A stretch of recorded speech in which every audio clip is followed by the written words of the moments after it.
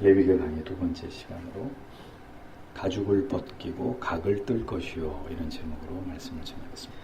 지난 시간에 번제로 드릴 제물의 엄격한 기준에 대해서 생각을 해보았습니다. 오늘은 번제 가운데서 그 제물을 하나님께 드리는 방법에 관해서 또 함께 말씀을 통해서 생각을 해보도록 하겠습니다.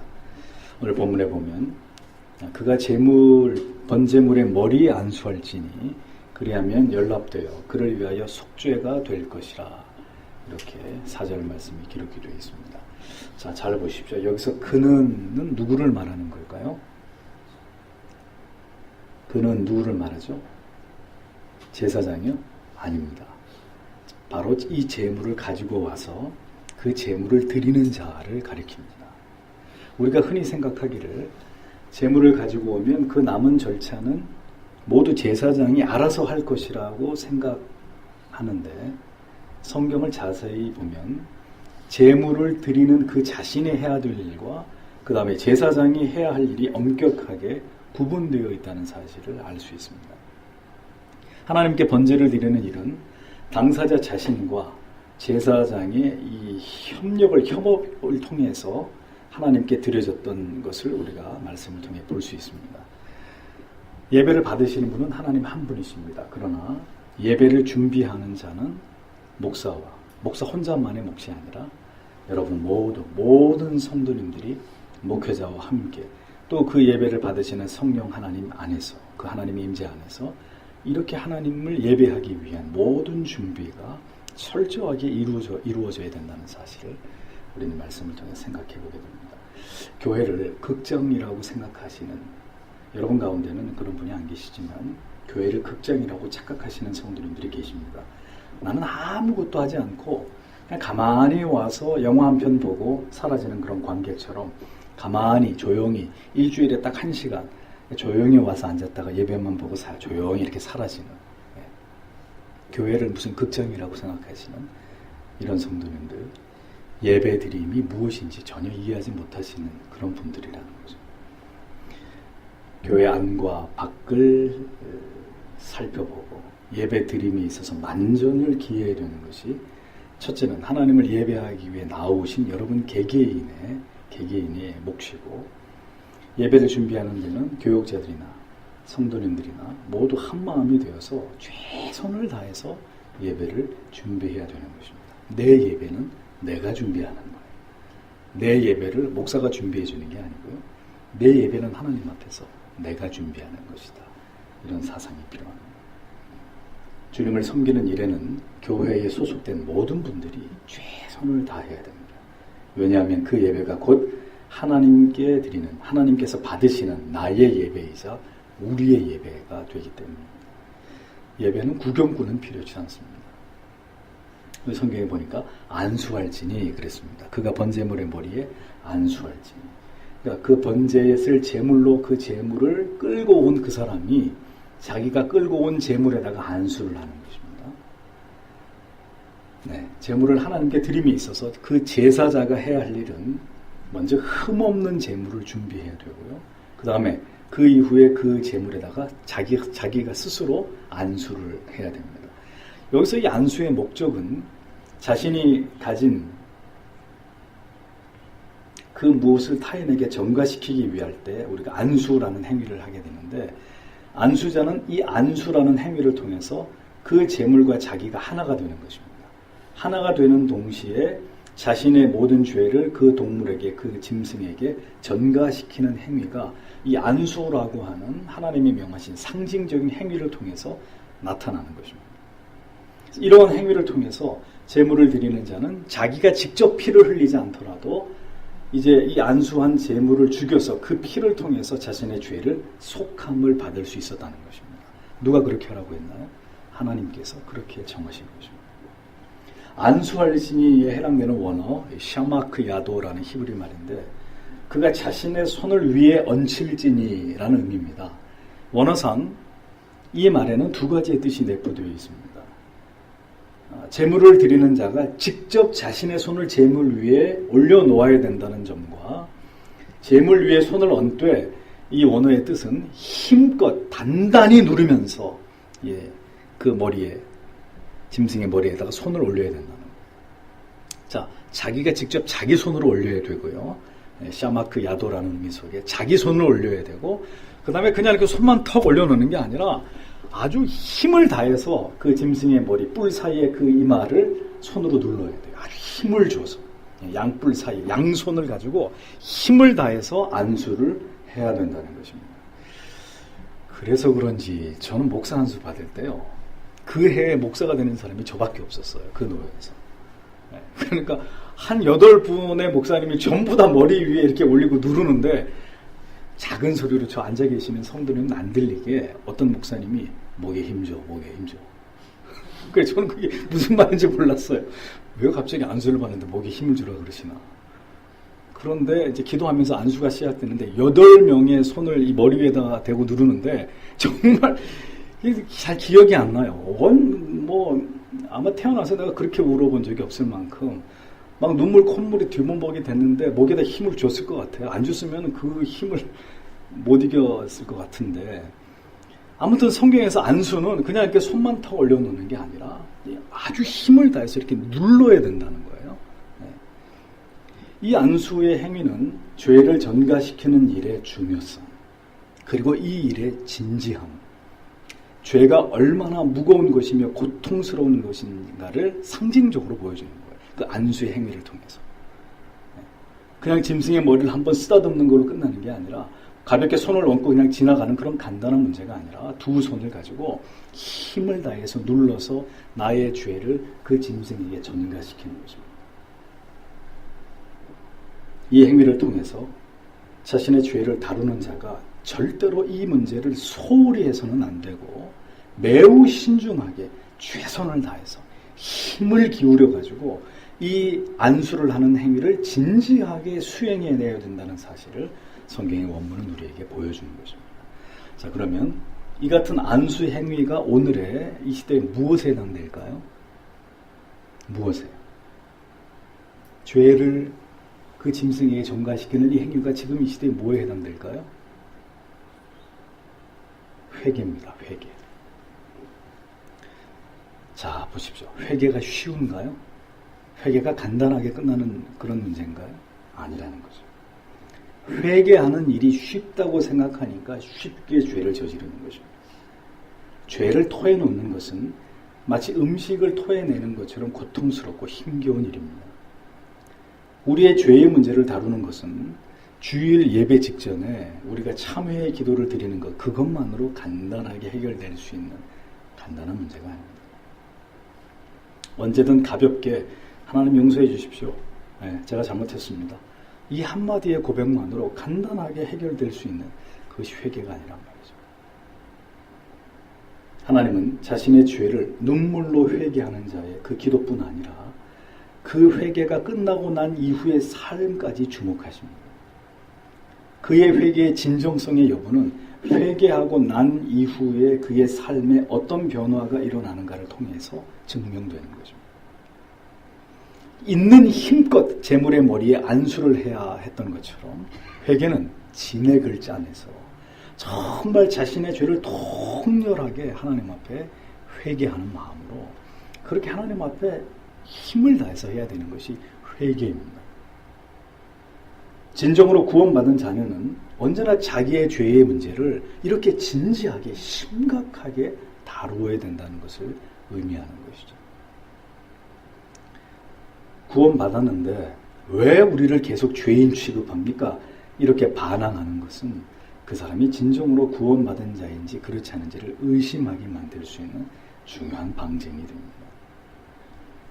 있는 힘껏 안수를 할 때, 자, 안수를 하는 이 제물을 드리는 당사자, 힘을 줘서 두 손으로 안수를 해야 되는 제사자도 힘들지만 있는 힘껏 자기의 머리를 누를 때 그 머리를 누르는 양이면 양, 송아지면 송아지.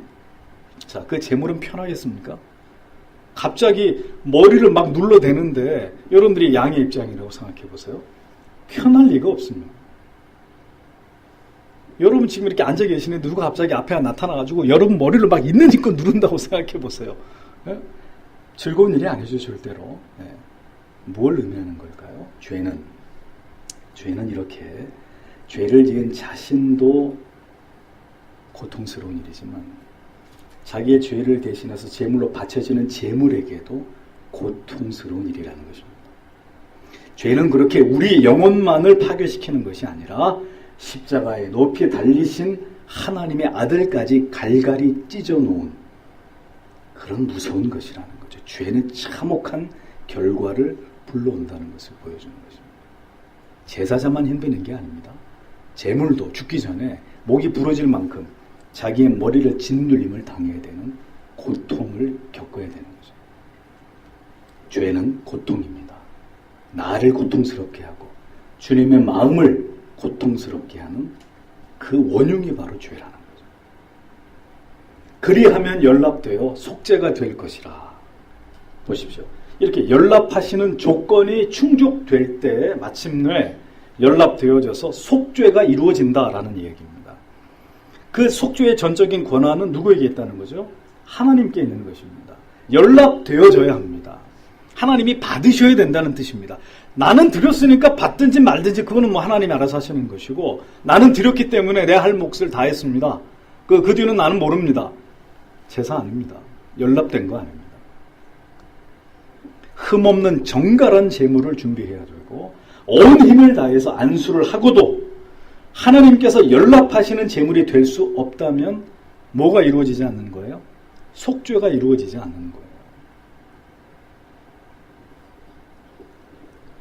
예배는 일방적으로 내 편에서 내 방식대로 시간을 때우듯 그렇게 가볍고 형식적으로 그냥 지나가면 되는 문제이냐? 절대로 그렇지 않다는 것입니다.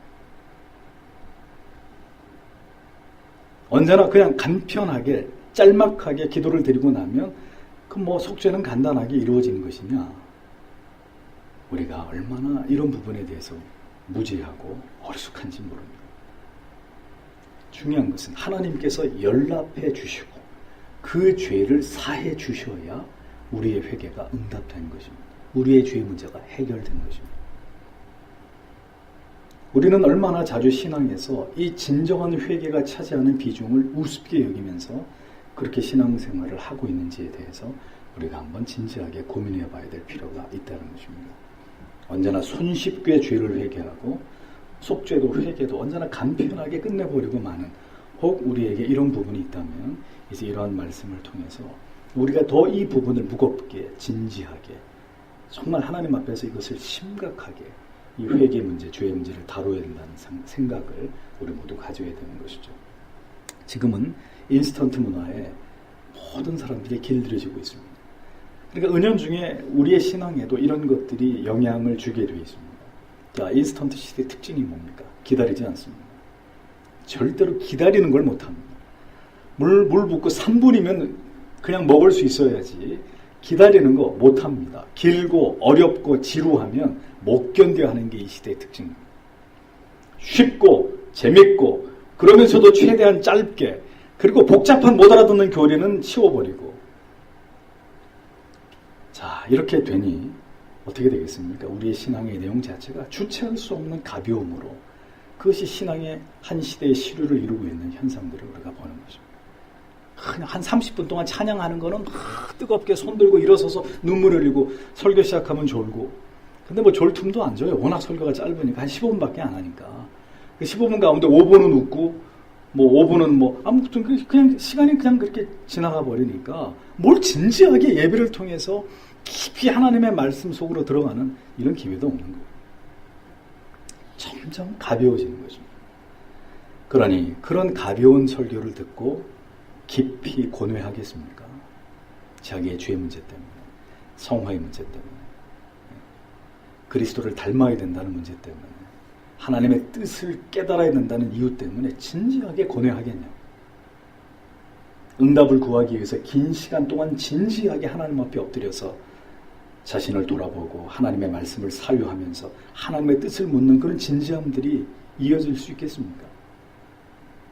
그러니 따라서 언제나 진지한 회개가 있을 리 만무한 이런 신앙의 악순환이 반복되는 것이죠.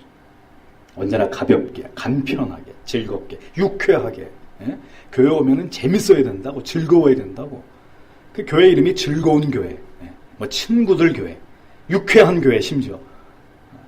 거짓말 안 쳐. 부천에 가서는데 깜짝 놀라요. 교회 이름이 유쾌한 교회. 왜 개그 콘서트 교회 뭐 이런 거 하지. 왜.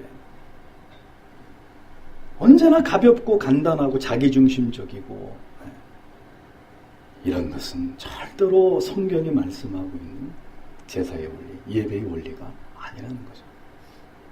기억하십시오. 진정 어린 눈물과 뉘우침으로 도무지 하나님을 배울 길이 없는 그 부끄러움 속에서 정말 깨어진 마음으로 참 회를 드릴 때 그 가난하고 낮아진 마음, 부디 하나님이 나의 죄와 허물을 용서해 주시기를 간구하는 그 길고도 진지한 기도가 끝난 이후에 다시 진지한 자세로 삶으로 돌아와서 삶과 주의함으로 자기의 삶을 살아가고자 하는 이런 회개를 하나님께서 진정한 회개로 간주해 주시는 거예요. 그렇게 회개한 자에게 주시는 것이 뭡니까? 마음의 평안이고 기쁨이고 다시 찾은 평강인 거예요. 그리고 마음에 복받치는 감사가 바로 회개가 연락된 증거가 되는 것이죠. 그리고 다시는 그런 죄를 짓지 않고자 하는 거룩한 마음의 결의와 동반되는 그 회개자의 마음에 일어나는 이와 같은 거룩한 어떤 은혜의 정서들, 그런 것들이 있어야 그 회개가 하나님께 연락되어지는 것이다. 이러한 참회의 증거들이 여러분들의 기도 가운데 자주자주 확인되어져야 된다는 거예요. 속죄가 될 것이라, 레카페아르, 이 속죄가 되다라는 이 말의 원래 뜻은 덮다, 가리워지다 이런 뜻입니다. 따라서 속죄가 됐다는 말의 뜻이 뭡니까? 하나님께서 하나님 앞에 제물 드린 자의 그 죄가, 그 속죄가 이루어졌을 때 그 죄가 덮어져 버리는 거예요. 성경은 절대로 죄가 없어진다고 얘기하지 않습니다. 칭의가 뭐죠? 우리는 더러운 죄인데 이 죄가 전가된 그리스도의 의로 말미암아 이렇게 가리워지고 덮여지는 것이, 그 안에 있는 죄가 어디로 없어지는 게 아니에요. 언제나 성경은 가리운다, 감춘다, 칭의, 의롭게 되어졌다는 거지 의롭다는 게 아니거든요. 덮어지고 가리워진다는 거예요. 이 제사에 합당한 조건들이 잘 갖추어질 때 결과적으로 우리의 죄가 하나님 앞에서 이렇게 가리워지는, 덮어져 버리는 이런 결과, 이런 은혜를 덧입게 된다는 거죠. 그래서 구약의 번제는 이와 같이 이 구약의 번제의 속죄의 효력은 어떻다는 거예요? 제한적이라는 거예요. 한시적이라는 거예요. 왜? 그 죄가 또 드러나거든요. 그러면 또 제사를 드려가지고 또 덮어야 되고, 또 들추어지고, 또 덮고, 제한적이고 한시적이었다는 거예요. 이런 제사는 그 이후에도 수없이 반복되어야 되는 그런 제사였죠. 그런데 예수께서 어떻게 하셨습니까? 그 반복되어지는 속죄의 사역의 효력을 영원한 것으로, 완전한 것으로 바꾸셨습니다. 그래서 최초로 성경을 영어로 번역한 틴데일의 신약 성경에 보면 이 속죄라는 단어를 영어로 어떻게 표현할 것인가를 틴데일이 고민을 하는 거예요. 그래서 이 성경의 말씀을 잘 보니까 속죄는 예수 그리스도를 통해서 단 한 번에, 단 한순간에 이루어졌다는 것을 깨닫고, 영어로 at one moment, 한순간에 이걸 다 이어버렸어요. at one moment. 그래서 이걸 다 이어서 발음하니까 뭐가 된 거예요? atonement가 된 거예요. 그래서 틴데일이 속죄라는 단어를 영어로 atonement라고 만든 거예요. 기가 막히죠? 하나님이 틴데일에게 그런 지혜를 주셨습니다. 화평케 하는 자, 화평케 하는 자를 영어로 어떻게 옮길까? peacemaker. 이거 다 틴데일이 번역하는 과정에서 틴데일이 만든 단어예요. 힘을 다해서 진지함으로 제물에게 안수를 하고 죄를 전가하는 일에 하나님께서 보시기에 합당하다 여겨졌을 때 그 제물은 하나님께 받으시는 제물이 되더라 하는 거죠. 5절에 그는 여호와 앞에서 그 송아지를 잡을 것이요 아론의 자손 제사장들은 그 피를 가져다가 회막문 앞 단 사면에 뿌릴 것이며 이렇게 말씀하고 있습니다. 자, 여기서 계속 그는 반복돼서 나옵니다. 계속해서 제사를 드리고 있는 그 사람을 의미합니다. 네, 안수도 그가, 제물을 잡는 것도 그가, 다 우리가 하는 거예요. 제사장이 해주는 게 아니라. 여기서 여호와 앞에서라고 했습니다. 리프네 예호와 이렇게 되어 있는데 문자적으로 여호와의 면전에서 이런 뜻입니다. 헬라어로 코람데오라는 단어하고 같죠. 자, 이 모든 행위가 누구 앞에서 행해지는 것이라는 겁니까? 하나님 앞에서. 안수를 하는 것, 그 제물을 잡는 것, 전부 다 하나님 앞에서 행해지는 매우 엄숙하고 숨막힐 듯한 긴장감 속에서 행해지는 아주 정결하고 성별된 행위라는 겁니다. 지금의 뭐가 그렇다는 거죠? 우리의 예배, 우리의 기도, 예배 가운데 드리는 찬송, 하나님을 예배하기 위해서 우리가 해야 되는 수고로운 헌신, 봉사, 교회 안에서 행해지는 모든 일들은 모두가 다 사람 앞에서 하는 게 아니라 하나님 앞에서 행해지는 엄숙한 일들이라는 거예요. 마땅히 두려운 마음과 삼가 주의하는 마음으로 영적인 긴장감을 가지고 엄숙하게 이 일들이 행해져야 된다는 것입니다. 왜요? 하나님의 임재가 있는 곳이기 때문에.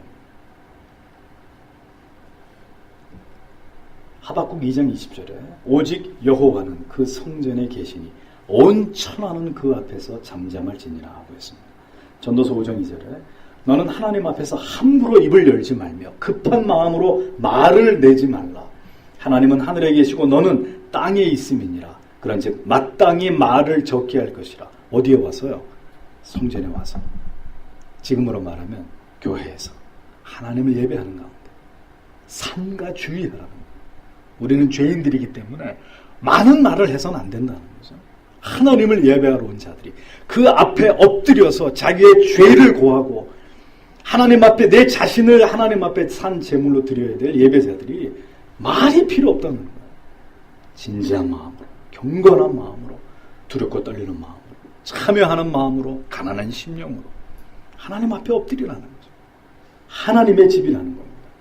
우리가 행하는 모든 것들이 지금은 구약시대도 아니고 제사를 드리는 것도 아니지만 그렇다고 해서 마음대로 경거망동해도 된다는 말이 아니라 예배 시간에 마음대로 듣고 예배 시간에 마음대로 돌아다니고 예배 시간에 뭐 여기서는 그런 분 제가 못 봤습니다만 핸드폰 꺼내가지고 문자 주고받고 이거는 정말 하나님 앞에 큰 죄를 짓는 거예요.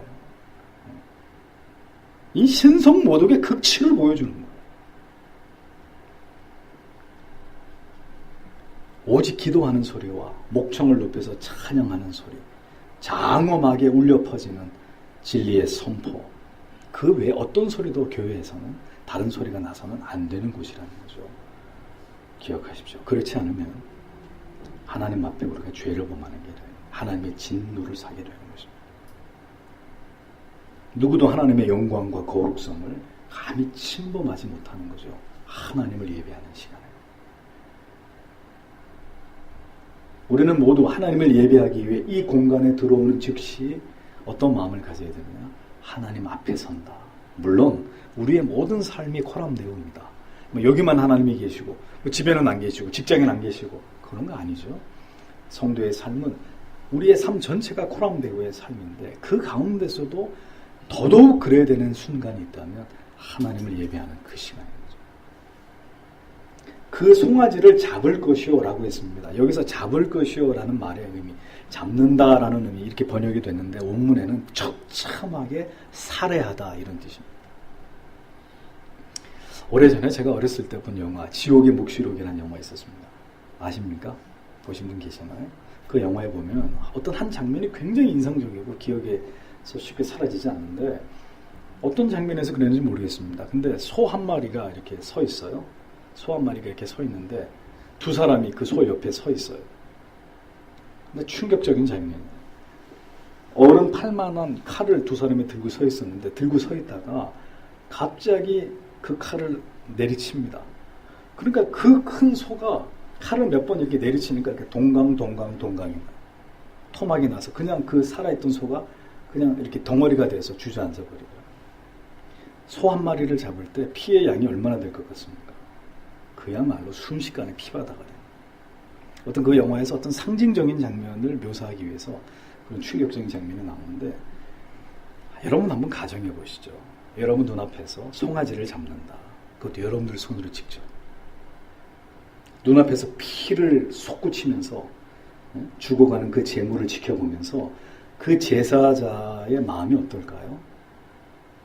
죄의 심각성, 두려움, 그 죄의 대가에 대한 공포를 느끼면서 처참하게 죽어가는 그 짐승의 죽음을 지켜보면서 하나님 앞에 간절한 속죄의 은총을 구하는, 뭐 그야말로 고개를 들 수 없는 그런 극도의 공포 속에서 두려워 떨면서 그 모든 과정을 다 자기가 해야 되는 거예요. 자기가 손수.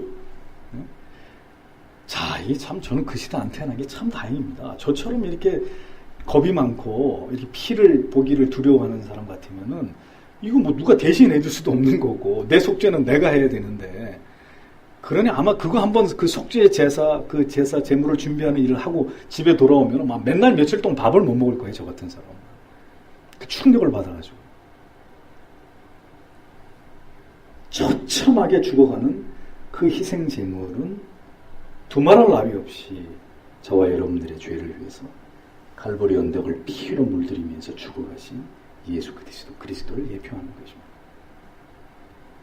자신이 끌고 온 양이나 소를 이렇게 자신이 손으로 안수하고 칼을 들어가지고 그 제물을 처참하게 사륙하면서 그 제사장은 무슨 마음과 생각을 하겠냐는 거죠.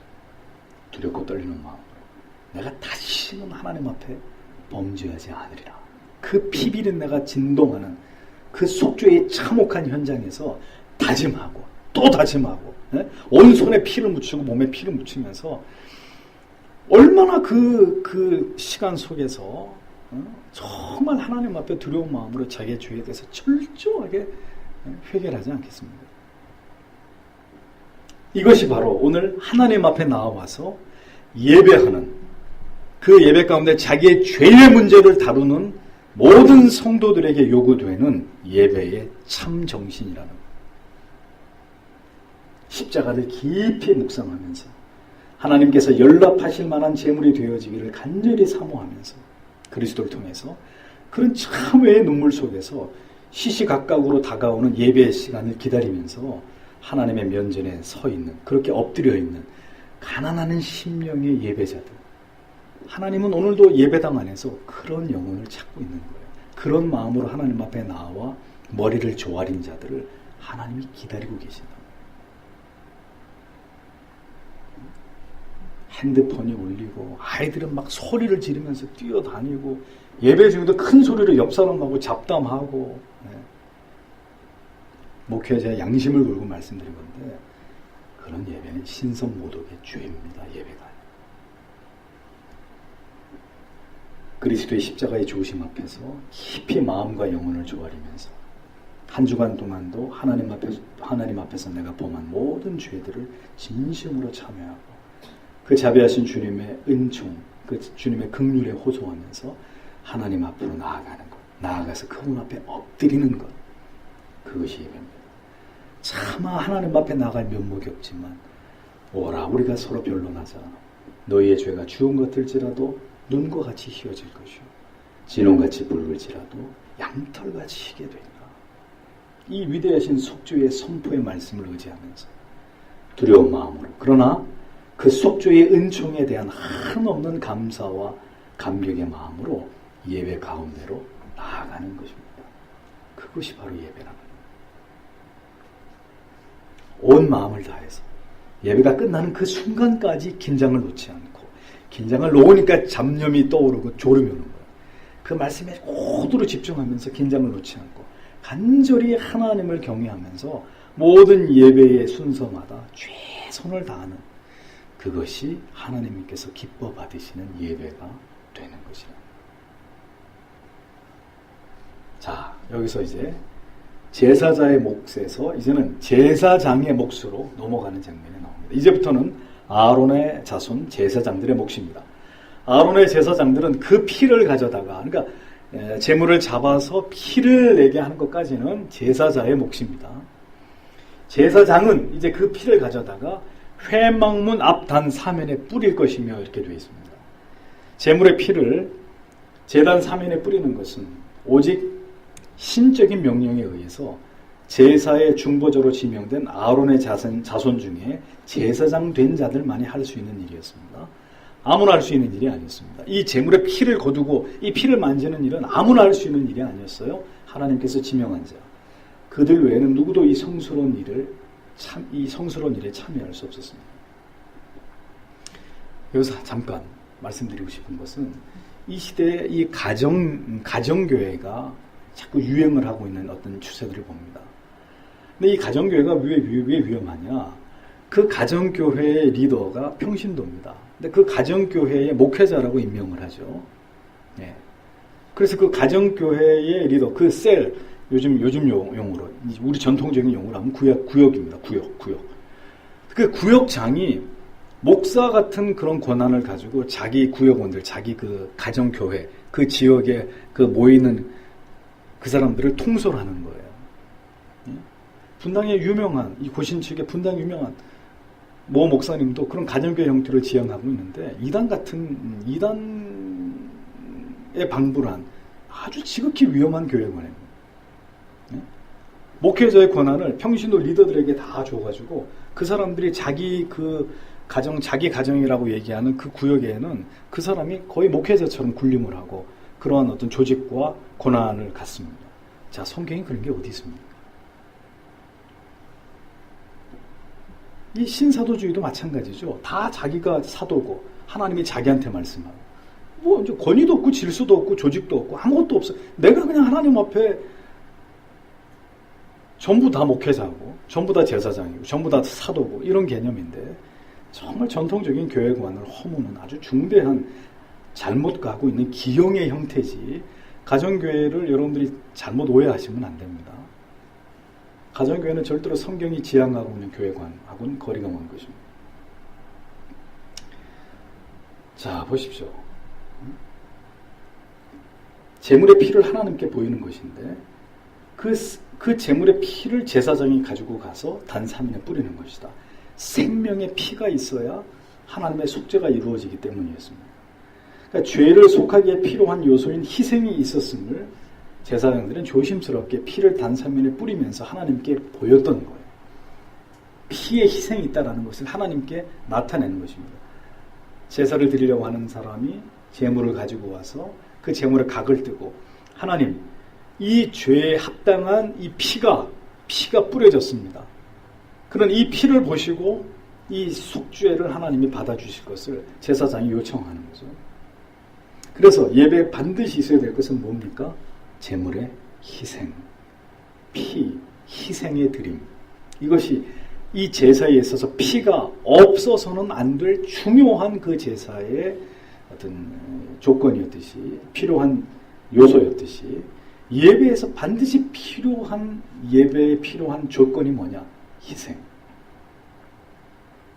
희생적 드림. 희생이 없는, 드림이 없는 제사는 존재할 수 없듯이, 하나님을 향한 진정한 희생적 드림이 없는 예배는 하나님을 향한 예배가 될 수 없는 것입니다. 물론 지금 우리는 예수 그리스도의 희생을 통해서 그것을 대가로 우리가 담대히 주님 앞에 나아가서 예배를 드릴 수 있습니다. 그러면 그것으로 됐고, 우리는 그럼 아무런 희생이 없어도 된다는 뜻이냐? 아닙니다. 자, 예배 자체가 뭡니까? 우리의 시간을 드림입니다. 예배는 우리의 몸을 드림입니다. 예배는 우리에게 주신 물질 가운데 일부를 하나님께 드림입니다. 마음을 드림이고, 우리의 삶을 드림이고, 그렇죠? 그 모든 예배의 제사적 요소를 갖추어서 제사장이 하나님의 제단 앞으로 나아가듯이, 목사는 그 모든 성도님들의 삶과 그 삶에서 헌신된 물질과 여러분들의 마음과 시간과 이 자리에 나와 계신 여러분들의 육체와 그 모든 것을 함께 가지고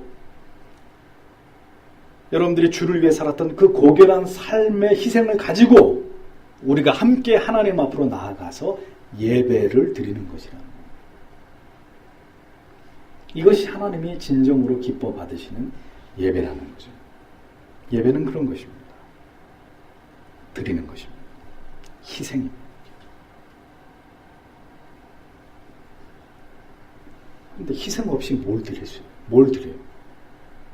오늘 중요한 것이 있지만, 오늘 주일날 중요한 약속이 있고 중요한 내가 가야 될 곳이 있지만 그거 다 내려놓는 거죠. 그거 다 포기하고 하나님 앞에 나오는 것. 그게 예배입니다. 그런 희생을 통해서 하나님 앞에 나아가서 나를 드리는 것이 예배지, 뭐 때문에 빠지고, 뭐 무슨 약속 때문에 빠지고, 결혼식 때문에 빠지고, 뭐 때문에 빠지고, 다 빠지고 희생 아무것도 안 하고 내 시간 남으면 교회 가겠습니다. 죄송한 얘기지만 그럼 백날 첫날 그렇게 와서 예배 드려도 하나님은 나는 네가 누군지 모른다. 하나님의 사전에는 그런 것은 예배로 기록되지 않는다라는 거예요. 예배는 희생입니다. 그래서 수없이 오늘까지 여러분들이 하나님 앞에 드렸던 예배를 깊이 생각해 보셔야 됩니다. 나는 하나님 앞에 예배 드림에 있어서 어떤 드림으로 하나님 앞에 나아갔었는가. 그러니까 예배에 관해서만도 사실 엄밀히 따지고 들어가면 우리가 회개의 문제가 한두 가지가 아니에요. 예배 하나만 가지고 기도를 한다 하더라도 우리의 지난날의 예배를 이러한 말씀의 구약의 5대 제사의 정신과 비교해 볼 때 이게 잘못된 것들이 한두 가지가 아닌 거죠. 다 우리가 하나님 앞에 이런 것들을 회복해 나가야 되는 거죠. 6절에 그는 또 그 번제의 희생에 가죽을 벗기고 각을 뜰 것이요 이렇게 말씀하고 있습니다. 가죽을 벗긴다. 희생의 가죽, 제물의 가죽을 벗긴다. 보십시오. 더 구체적인 이제 그 제물을 드림에 있어서의 방법이고 내용인데 가죽을 벗긴다라는 것은 이 희생 제물의 가죽을 벗기는 이유는 성경 의식의 한 행위로서 불결한 제물의 가죽을 벗겨서 그 제물을 정결케 한다는 겁니다. 짐승을 아무리 목욕을 시키고 한다 하더라도 짐승의 몸에 오물이 묻고 털에는 진드물이 끼고 그렇죠? 그 가죽이 별로 이렇게 상태가 좋지 않을 거란 말입니다. 그러니까 그 껍데기는 다 벗기는 거예요. 그 제물을 정결케 한다는 그런 의미입니다. 가죽을 벗겨냄으로써 짐승의 본래의 형태가 완전히 사라지게 하므로 온전하고 깨끗한 제물의 모습으로 변형시키는 걸 의미하는 거예요. 그렇잖아요. 가죽을 다 벗겨버리면 이게 뭔지 잘 몰라요. 그리고 각을 떠버리면 이게 무슨 고기인지, 이게 처음에 소였는지 말이었는지 뭐였는지 잘 모르죠. 그러니까 처음의 형태가 완전히 사라진다는 것을 의미하거든요. 제물은 이렇게 처참하게 죽여지고 각이 떠지고 가죽이 벗겨져야 했습니다. 이건 뭘 의미할까요? 완전히 형체를 잃어버리고 더러운 오물이 묻은 가죽이 다 벗겨지고 깨끗해져야 뭐가 될 수 있다는 거예요? 제물이 될 수 있다는 거예요. 오늘 예배자들, 오늘 우리 자신의 모습을 한번 보죠. 자, 가죽이 벗겨져야 돼요. 오늘 하나님 앞에서 이 나의 교만, 나의 이 아집의 가죽이 벗겨져야 돼요. 내가 죽어야 됩니다. 각이 떠져야 돼요. 근육이 다 끊어지고 뼈들이 다 부러지고 잘라져서 나의 형태는 아예 사라져버리고 없는 그저 이렇게 딱 봤을 때 제물이구나. 피가 철철철 흐르고 가죽이 벗겨지고 이제 하나님 앞에 드려지기 직전에 완전히 해체돼버린 그 제물의 모습. 그렇게 내가 온전히 죽고 또 죽어야 뭐가 된다는 겁니다. 예배자가 된다는 거예요.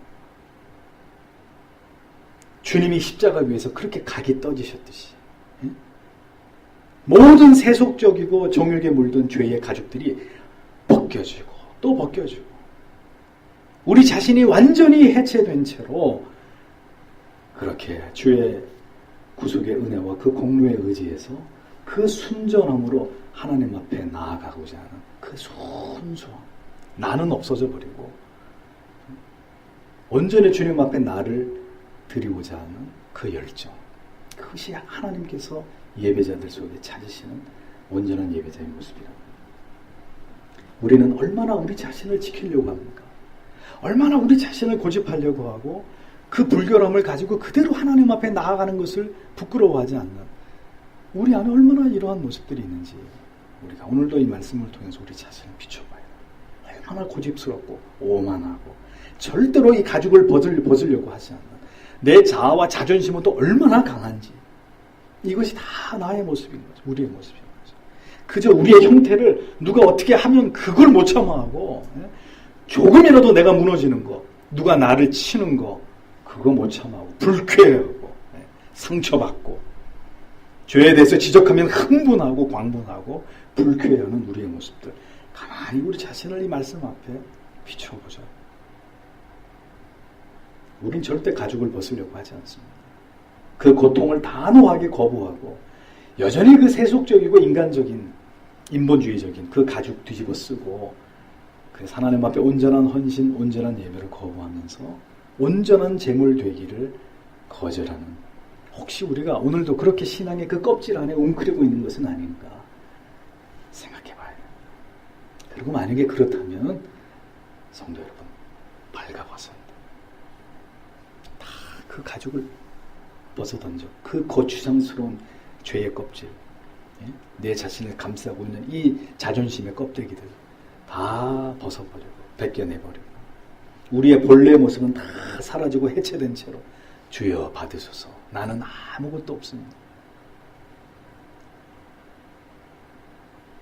나의 옛사람의 모습들,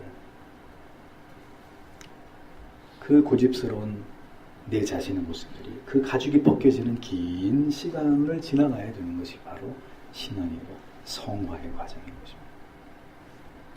내가 살아있으니까 어떻게 돼요? 시험에 들어요. 내가 살아있으니까 상처받아요. 자존심이 상하고 불쾌해지고 분노가 치밀어 오르고 원통해지고 다 내가 살아있다는 증거 아니겠습니까? 재물의 마지막은 그 껍질이 벗겨져서 원래의 형태를 잃어버린 더러운 가죽으로부터 완전히 분리된 정갈함을 의미하는 거였습니다. 그리고 각이 떠지는 것입니다.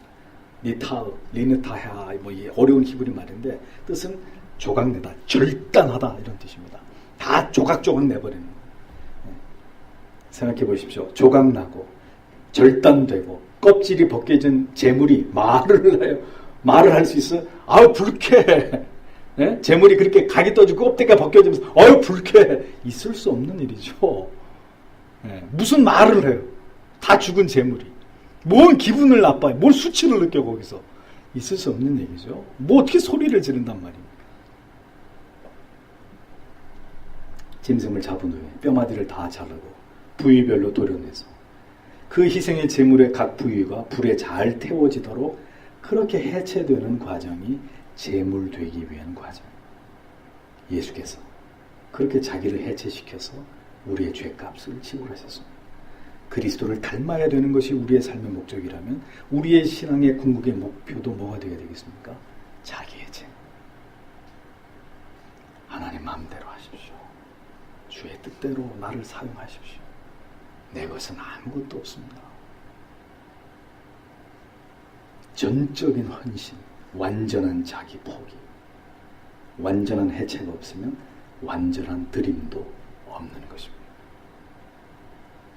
제단 사면에 피를 뿌리는 것만 제사장의 몫이고 가죽을 벗기고 각을 뜨는 것 제사자의 몫이었습니다. 사랑하는 성도 여러분, 오늘 이 번제의 모습을 좀 보십시오. 그 시대 그들의 제사, 그들의 예배를 주목해 보십시오. 그리고 오늘 하나님을 위한 소위 하나님을 예배한다고 하는 오늘 우리의 자신의 모습을 이 말씀과 포개어 보십시오. 조각조각 나서 이제 서서히 불에 태워지면서 그 향기로운 향내로 하나님께 흠양되어야 되는 이 번제의 제물을 생각해 보십시오. 그렇게 하나님 앞에서 죽어지고 태워지는 제물이 오늘 여러분에게 무슨 말을 소리 없이 건네고 있는지 귀를 기울여 보십시오. 우리는 이제 어떻게 하나님을 예배해야 될지를 이 밤에 다시 한번 진지하게 고민해 보셔야 됩니다. 정말 어떤 예배자가 되어야 할지, 어떤 제물이 되어야 될지를 고민하셔야 됩니다. 오늘까지 우리가 드린 예배의 그 과정, 그 준비의 시간, 그 모든 것, 그 예배의 모습들을 여러분 자신의 모습을 이 말씀의 거울에 비춰보면서 오늘까지 우리가 드린 예배에 있어서 어떤 점을 돌이켜야 되는지, 이제 변화해야 되는지, 이제 어떤 부분을 중대하게 결단하고 각오를 새롭게 해야 되는지를 우리가 다시 생각해 봐야 될 시점입니다. 더 이상은 그렇게 예배할 수 없습니다. 그래도 저희 서교장로교회 성도님들은 이 예배드리는 수준이나 모습에 있어서 제가 전에 알던 어떤 교회들보다는 많이 어떤 그런 모습들이 성숙해지셨습니다. 그러나 절대로 우리 지금으로 만족할 수 없습니다. 예배 안에 있는 그 어떠한 불경함이나 준비되지 않음이나 혹은 아직도 내가 살아있는 이런 모습들을 다 내려놓고 이것이 하나님 앞에 바른 예배드림에 있어서 가장 큰 장애였었구나. 하나님이 받으시지 않는 예배의 어떤 그러한 모습이었구나 라는 자각을 통해서 이 번제의 정신이 오늘 우리의 예배 가운데 그대로 복원되어지기를 기도하는 이 밤이 되어야 될 줄 믿습니다. 하나님께서 기뻐 받으시고 하나님께서 기쁘시게 연락하시는 우리의 모든 예배가 되도록 그 모든 노력도 감사한 것은 예수 그리스도께서 제물이 되셔서 먼저 하나님 앞에 드려짐으로 우리의 모든 것을 하나님이 연락하신다는 약속을 이미 우리는 갖고 있으니 약속을 받고 있으니까 우리가 우리의 노력만으로 우리의 예배를 성공시켜야 된다 그러면 이거는 불가능한 얘기고 감당할 수 없는 얘기지만 그리스도가 제물 되심으로 먼저 하나님 앞에 드려졌고 속죄는 이루어졌습니다. 그럼 그렇다고 해서 주님이 그렇게 다 하셨으니까 우리는 거저 먹는 거다. 우리는 그냥 이제 대충 뭐 우리가 할 수 있는 데까지만 하면 된다. 성경은 절대로 그것을 말씀하고 있지는 않다는 것이죠. 그러니 주님께서 그렇게 친히 제물 되심으로 그와 같은 모습으로 하나님 앞에 우리의 죄 문제를 해결하셨다면 그 주님을 본받아서 그리고 성경이 우리에게 말씀하는 이 올바른 제사의 정신을 우리가 다시 우리의 예배 가운데 복원해서 그러한 중심으로 그러한 정신으로 하나님을 예배하는 예배자로 하나님 앞에 서는 일에 우리 서교장로교회가 더 한층 이 선한 일에 욕심을 내고 더 하나님이 기뻐 받으시는 예배 되도록 그러한 예배자들이 모여야 그러한 예배가 드려지는 것이죠. 오늘 이 말씀을 듣는 여러분부터 하나님 앞에 그러한 예배자로 주님 부르시는 날까지 그런 예배자로 살 것입니다. 그런 예배자로 하나님 앞에 엎드릴 것입니다. 우리가 그러한 예배자 됨에 있어서 선봉에 서고 우리가 솔선수범하는 그런 자들이 될 것입니다. 이 밤에 그렇게 각오하시고 기도하시는 여러분들이 다 되시기를 주님의 이름으로 부탁드립니다. 기도하겠습니다.